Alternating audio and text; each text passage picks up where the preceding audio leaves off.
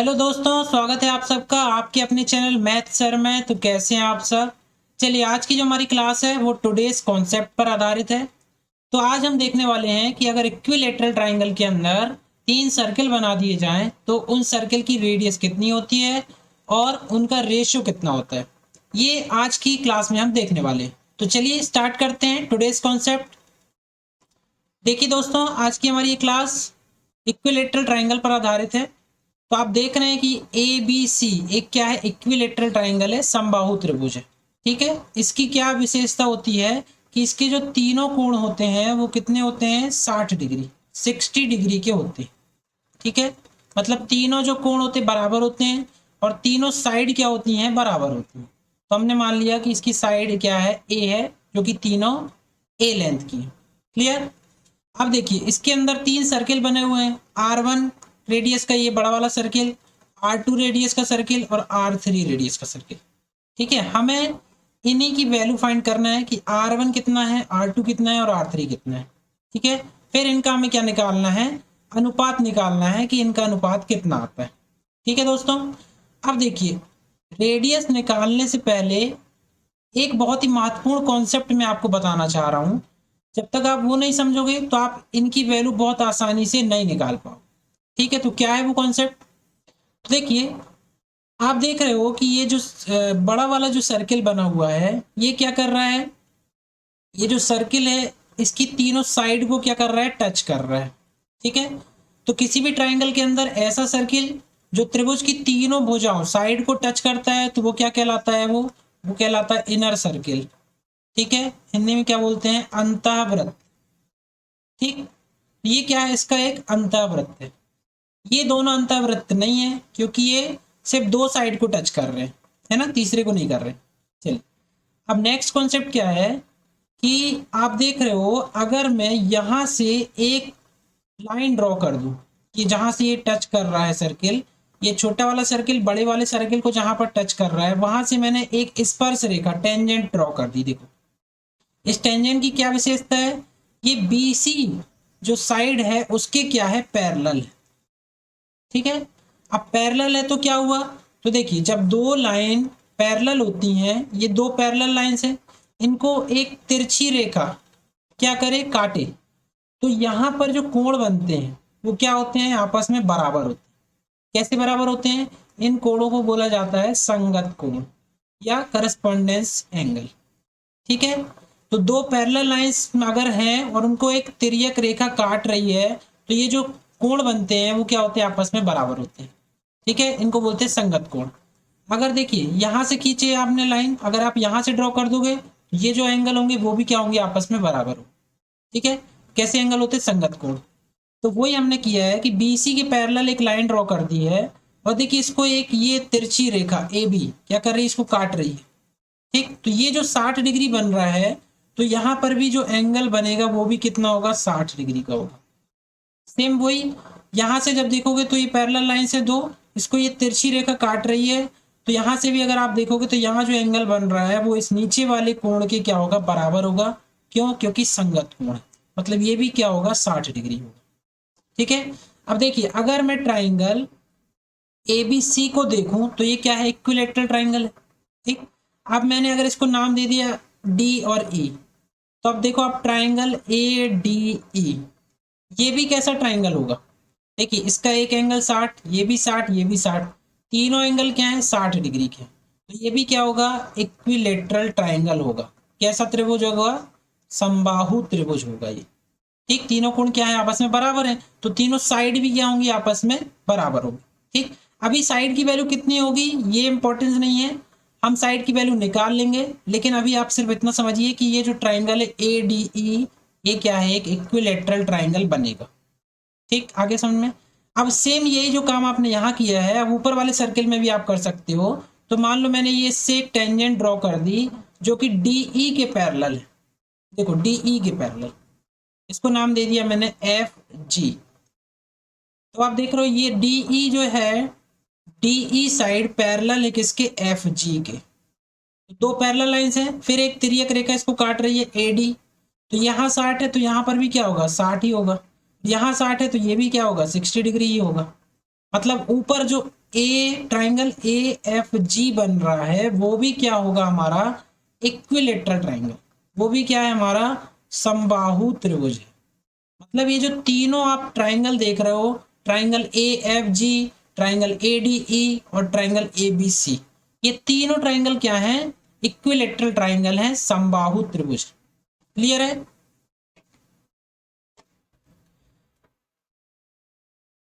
अब देखिए दोस्तों, आप इसको बाय सिमिलैरिटी से भी कर सकते हो। कैसे? अगर आपको ट्राइंगल ए एफ जी और ट्राइंगल ए बी सी इनको सिमिलर करना है तो आपको सिमिलैरिटी के लिए कम से कम दो कंडीशन सेटिस्फाई करनी होंगी। ठीक है, मतलब दो चीजें दोनों की क्या होना चाहिए, बराबर होना चाहिए। तो आप देख रहे हो एंगल ए दोनों में है, देखो एंगल ए दोनों में आ रहा है, यहाँ भी आ रहा है, यहाँ भी आ रहा है। ठीक, अब आप देखो ट्राइंगल के अंदर जो कोण एफ है वो कितना है 60 डिग्री है। तो यहाँ पर बी क्या है, एंगल बी भी क्या है 60 डिग्री है। मतलब ये दोनों भी आपस में क्या है बराबर, मतलब angle F is equal to angle B. तो पहली कंडीशन ये हो गई, दूसरी कंडीशन ये हो गई। बाय सिमिलैरिटी से आप बोल सकते हो कि triangle A F G equilateral triangle होगा और ट्राइंगल ए बी सी पहले से ही क्या है इक्विलेटरल। क्लियर है? तो आप सिमिलैरिटी का कॉन्सेप्ट भी यूज कर सकते हो और यहाँ से आप पैरेलल लाइंस का कॉन्सेप्ट यूज कर सकते हो, जहां से आप बता सकते हो कि संगत कोण क्या होते हैं, बराबर होते हैं। तो ये एंगल भी क्या हो जाएंगे, सब आपस में बराबर हो जाएंगे।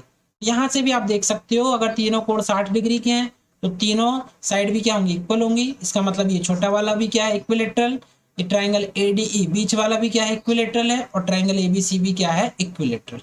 इतना बेसिक कॉन्सेप्ट क्लियर हो गया। अब हम आगे देखेंगे, इसी कॉन्सेप्ट का आगे हम यूज करने वाले हैं, तो हम R1 R2 R3 की वैल्यू निकाल पाएंगे। क्लियर है दोस्तों? चलिए अब हम आगे बढ़ते हैं। अब देखिए, अब हमें वैल्यूज फाइंड करनी। ठीक, ये इतनी ज्योमेट्री मैंने आपको अभी बता चुका हूँ। क्या है देखो, ट्राइंगल ए बी सी क्या है, एक इक्विलेटरल है, मतलब ये 60 डिग्री का है, ये भी 60 है ना। तीनों एंगल क्या है आपस में बराबर है, ये भी 60 डिग्री हो गई।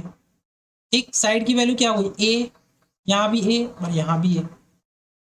बड़े वाले सर्कल की रेडियस क्या है R1, सेकंड वाले की R2 और थर्ड वाले की R3। क्लियर है? एक नया चीज मैंने यहाँ पर ऐड कर दिया है कि इस ट्राइंगल ABC, जो बड़ा वाला ट्राइंगल देख रहे हो, उसकी हाइट कितनी है, वर्टेक्स A से लेके D तक की जो डिस्टेंस है वो कितनी है, देखिए हाइट कहलाएगी ट्राइंगल की, वो है H1। ठीक, अब बीच वाला ट्राइंगल है ट्राइंगल AEF, इसकी वर्टेक्स A से लेके N यहाँ तक की जो लेंथ है वो क्या है, हाइट H2 है।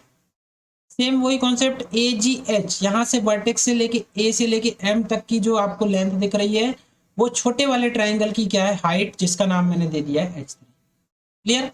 अब देखिए, अब मैं H1 की वैल्यू निकालता हूँ। सबसे पहले H1 मतलब बड़े वाले ट्राइंगल, ट्राइंगल ABC में अगर मैं देखूं कि H1 कितना आएगा, तो हम जानते हैं कि इक्विलेटरल ट्राइंगल की जो हाइट होती है उसका फॉर्मूला क्या होता है, √3/2 इंटू ए।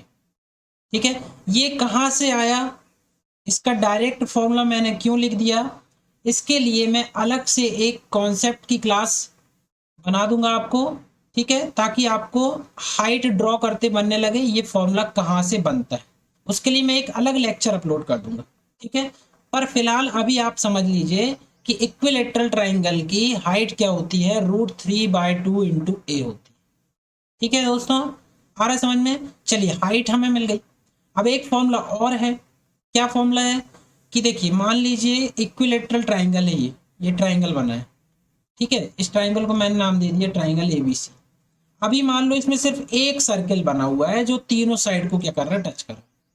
ठीक है, इसकी रेडियस मैंने मान ली कितनी है, R है। तो ऐसा सर्किल जो ट्राइंगल की तीनों साइड को टच करता है क्या कहलाता है, इनर सर्किल कहलाता है। ठीक है, अंतःवृत्त कहलाता है। क्लियर? अगर इसकी साइड क्या दी हुई है, ए दी हुई है, तो अगर इसकी आप हाइट निकालोगे तो कितना आएगा, इसकी भी हाइट आएगी √3/2 इंटू ए। अब रेडियस अगर निकालना है तो इक्विलेटरल ट्राइंगल के लिए रेडियस का डायरेक्ट फॉर्मूला क्या होता है, हाइट अपॉन 3। क्या होता है, हाइट अपॉन 3। तो इक्विलेटरल ट्राइंगल आप देखो, ट्राइंगल ABC, इसमें ये जो बड़ा वाला सर्किल बना हुआ है देखो तीनों साइड को टच कर रहा है। अभी आप इन दो सर्किल को भूल जाओ, अब बड़ा वाला सर्किल देखो तीनों साइड को क्या कर रहा है, टच कर रहा है। इसका मतलब ये क्या हुआ, इसका इनर सर्किल हुआ जिसकी रेडियस क्या दी हुई है, R1 दी हुई है। अंतःवृत्त की त्रिज्या निकालने का डायरेक्ट फॉर्मूला क्या होता है, H/3। तो इसकी रेडियस कितनी है, R1 है। इसके लिए हाइट कितनी दी हुई है, √3a/2 और अपॉन क्या करना है आपको, 3 करना है। तो आपको क्या मिल जाएगा, रेडियस मिल जाएगी R1 कितनी मिल जाएगी, √3a/2 इंटू 3। अब यहाँ से ये कैंसिल हो सकता है, एक √3 से √3 कट जाएगा तो क्या जाएगा, a/2 √3। ठीक है दोस्तों, आगे समझ में। हमारे पास H1 की वैल्यू आ गई और R1 की वैल्यू आ गई। क्लियर है, इतना समझ में आ गया। चलिए अब हम देखते हैं हम R2 की वैल्यू कैसे निकालेंगे। ठीक, R2 की वैल्यू कैसे निकलती है, इसके लिए मैं अगला डायग्राम ले रहा हूं। ये देखिए, अब हम ये जो नीचे वाला पार्ट है इसको हम भूल जाते हैं। ठीक, अब हमें देखना है ट्राइंगल AEF। अब हमें ट्राइंगल देखना है, ट्राइंगल AEF में देख रहे हो आप, ट्राइंगल AEF ये मैंने अगर यहाँ अलग से बना दूं ट्राइंगल AEF, ऊपर वाला सर्किल अभी हम नहीं नहीं देख रहे हैं उसको, तो ये बनेगा ऐसा, ट्राइंगल AEF ऐसा बनेगा। इसकी रेडियस हमें कितनी दी हुई है, देखो R2 दी हुई है। अब आप फिर से देख रहे हो कि ये जो सर्किल है इस ट्राइंगल की तीनों साइड को क्या कर रहा है, टच कर रहा है। मतलब AE को भी कर रहा है, EF को भी कर रहा है और AF को भी कर रहा है। तो ऐसा सर्किल जो ट्राइंगल की तीनों साइड को टच करता है क्या कहलाता है, इनर सर्किल, अंतःवृत्त कहलाता है। ठीक, तो उसकी हाइट हम कैसे निकालते हैं, देखिए हाइट कैसे निकालेंगे। सबसे पहले आप रेडियस देख लो, रेडियस कैसे निकालेंगे। अगर R2 आपको निकालना है तो इसकी रेडियस निकालने के लिए आपको हाइट ड्रॉ करनी पड़ेगी। हाइट हमने ड्रॉ कर दी है, हाइट कितनी है, H2। तो रेडियस क्या हो जाएगी, हाइट/3।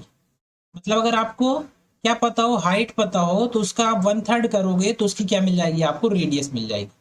क्लियर है। अब हाइट इसकी कितनी है, देखिए H2 हाइट है, हाइट कितनी है, H2। अब H2 की वैल्यू हमें निकालना है। अगर हमें H2 मिल गया तो हम यहाँ रख देंगे तो हमें रेडियस की वैल्यू बहुत आसानी से मिल जाएगी। ठीक, हमारा टास्क है कि H2 कैसे निकले। अब आप थोड़ा सा ज्योमेट्री को समझिए कि H2 निकालने के लिए आपको क्या करना पड़ेगा। ये जो पूरी हाइट दिख रही है H1, ध्यान से देखो इसको, ये हाइट जो दिख रही है आपको H1, देख रहे हो, ये हाइट H1। अगर आप H1 में से H1 माइनस इस पूरी हाइट में से यहां से लेके यहां तक का पार्ट, मतलब DN, H1 में से अगर आप DN को घटा दो, यहां से लेके यहां तक की वैल्यू घटा दो, तो आपको क्या मिल जाएगा, H2 पार्ट मिल जाएगा, ये वाला पार्ट। क्लियर है। H1 हाइट है टोटल, उसमें से हमने ये नीचे वाला जो सर्किल वाला पार्ट है DN, अगर हम उसको घटा देंगे तो हमें क्या मिल जाएगा, H2 मिल जाएगा। अब आप H1 की वैल्यू अब भी निकाल के आए हो तो हम देख लेते हैं क्या निकाला था हमने। देखो H1 की वैल्यू हमने क्या निकाली थी, √3/2 इंटू ए। ठीक, तो हम H1 रख देते हैं यहाँ पर √3/2 इंटू ए, माइनस क्या करना है हमें, DN। अब आप ज्योमेट्री देखिए, DN क्या है, क्या दिया गया है, देखो ये इसका क्या है, केंद्र है, इस सर्किल का क्या है, सेंटर पॉइंट है। तो अब सेंटर से लेके सरकमफेरेंस तक ये भी क्या होगा, R1 होगा, और यहाँ से लेके यहाँ तक ये भी क्या होगा, R1 होगा। मतलब आपको डायमीटर घटाना है, ये बड़े वाले सर्किल का क्या घटाना है, व्यास, डायमीटर। मतलब क्या घटाना है, 2 इंटू R1 घटाना। ठीक है, तो आपको क्या मिल जाएगा, H2 मिल जाएगा। अब आप H2 अगर निकालोगे तो H2 बराबर क्या आएगा, देखो √3/2 इंटू ए माइनस 2 इंटू R1। तो 2 इंटू R1 कितना निकाला था हमने, R1 की वैल्यू देखिए A/2 √3, ये दी हुई है A/2 √3, यहाँ रख दीजिए A/2 √3, ये हमने वैल्यू रख। ठीक है, अब 2 से 2 कैंसिल हो गया। अब इसका यहाँ पार्ट में लिख दे रहा हूँ। सो H2 बराबर क्या आ जाएगा हमारे पास, क्या जाएगा, √3a/2 माइनस क्या जाएगा, A/√3। अब आप इसको सॉल्व कर सकते हो, एलसीएम क्या आ जाएगा इसका, 2 √3। ठीक है, √3 का मल्टीप्लाइड यहाँ करेंगे तो आएगा 3a, यहाँ 2 का मल्टीप्लाइड तो -2a। तो H2 बराबर हमारे पास कितना जाएगा, A/2 √3। ये हमें H2 की वैल्यू मिल गई है। अब आपको तो निकालना था R2, तो R2 कैसे निकलेगा, R2 बराबर क्या होता है, H2 अपॉन मतलब हाइट/3। तो हाइट कितनी दी हुई है, A/2 √3, और उसका भी क्या करना है, 1/3 करना है। सो R2 इज इक्वल टू क्या जाएगा हमारे पास, ए अपॉन 6√3। ठीक है, ये 2 इसमें मल्टीप्लाई हो जाएगा। सो R2 बराबर हमें क्या मिल गया, ए अपॉन 6√3। ठीक है, आ गया समझ में। अब आपको कॉन्सेप्ट दिखने लगा होगा कि किस तरह से हमें कॉन्सेप्ट लगाना है। हमने देखिए वहां से H1 निकाल लिया और R1, और यहाँ से हमने निकाल लिया H2 और R2, दोनों ही वैल्यू हमें मिल चुकी हैं।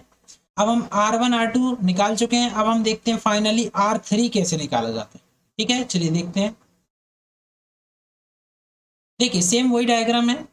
अब हमें इस AGH, ट्राइंगल AGH, इसमें फोकस करना है, ट्राइंगल AGH में।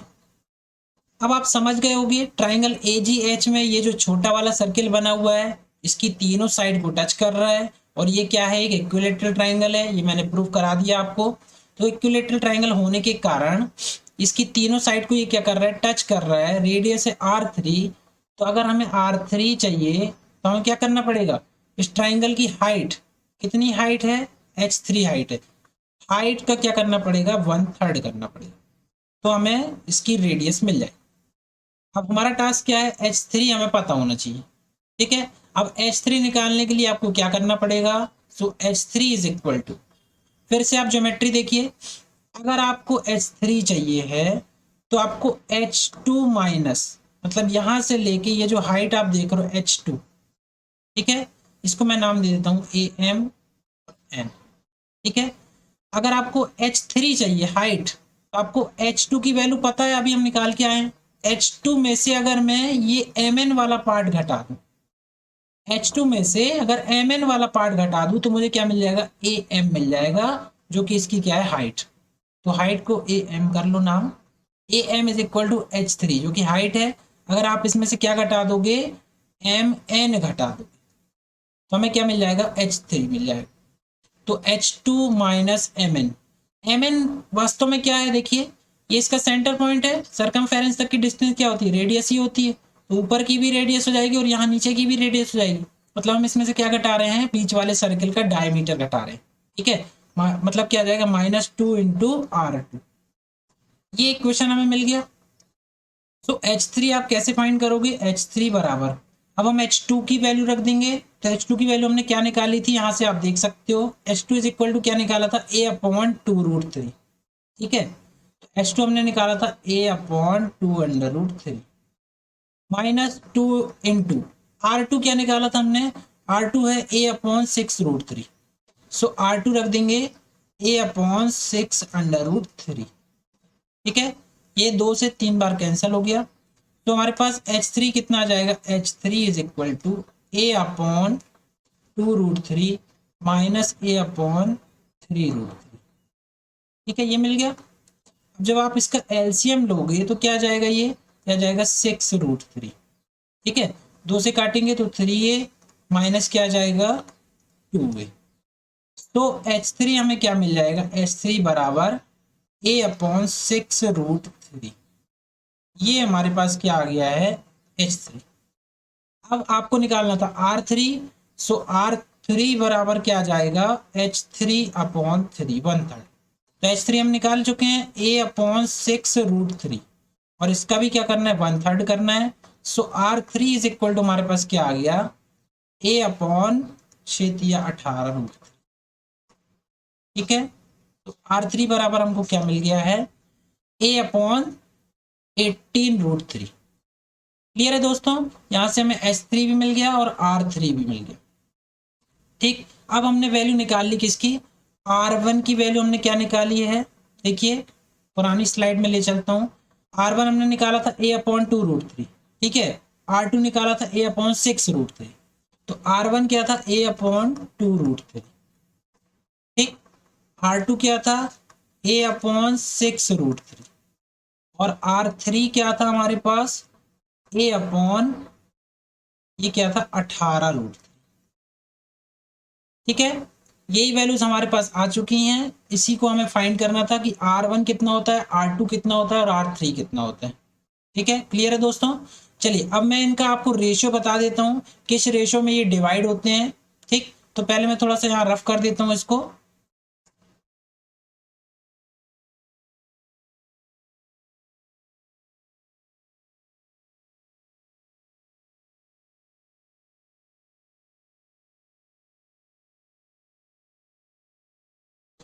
देखिए दोस्तों, हमें निकालना है R1 R2 R3, इन तीनों में क्या निकालना है, अनुपात। R1 अनुपात R2 अनुपात R3 बराबर क्या जाएगा, देखिए A/2√3 अनुपात A/6√3 और अनुपात A/18√3। A/√3 कॉमन है सब में, सो क्या जाएगा 1/2, 1/6 और 1/18, है ना। 18 का मल्टीप्लाइड कर देना सब में, तो क्या जाएगा 9, यहाँ करोगे 6 18 और ये आ जाएगा 1। मतलब फाइनली जो हमें रेशियो मिल रहा है वो क्या मिल रहा है हमारे पास, देखिए कितना आ रहा है, 9:3:1, ये हमें रेशियो मिल रहा है। ठीक है, अब आप इससे समझ सकते हो कि अगर बड़े वाले सर्किल की आपको रेडियस दी है, तो अगर आप उसका 1/3 कर दोगे, 1/3 कर दोगे, कितना जाएगा 3, तो आपको छोटे वाले सर्किल की, उसके बाद वाला जो छोटा वाला सर्किल है उसकी रेडियस मिल जाएगी। ठीक है, और अगर इसकी पता है तो इसका अगर 1/3 कर दोगे, मतलब 3 का 1/3, 1/3 1 होगा, तो आपको क्या मिलेगा, सबसे छोटे वाले सर्किल की रेडियस मिल जाएगी। ठीक है, मतलब अगर इस तरफ बढ़ोगे, आप नीचे की तरफ आओगे रेडियस में, तो आपको 3 का क्या करना पड़ेगा, इंटू करना पड़ेगा। ठीक, और अगर आप बड़े से छोटे की तरफ जा रहे हो तो वैल्यूज में आपको क्या करना पड़ेगा, 3 का भाग देना पड़ेगा। ठीक है, मतलब बड़े वाले सर्किल की जो रेडियस होती है उसका 1/3, 1/3 छोटे वाले की, फिर उसका भी 1/3 वो और छोटे वाले सर्किल की। ठीक है, अगर छोटे वाले सर्किल की रेडियस दी है, आपको बड़े में आना है तो इसका 3 गुना होती है ये, फिर इससे अगर यहाँ आना है तो इसका भी 3 टाइम कर दोगे, 3 गुना कर दोगे, तो ये बड़े वाले की मिल जाएगी। ठीक है, तो इनका रेशियो क्या होता है, 9:3:1, मतलब 1/3 होता जाता है। क्लियर है दोस्तों, आ गया समझ में। तो देखिए, अगर आपको फिर भी इसमें कोई डाउट रह गया हो तो आप कमेंट करके मुझे बता सकते हो। So thanks for watching, for more update please like share and subscribe.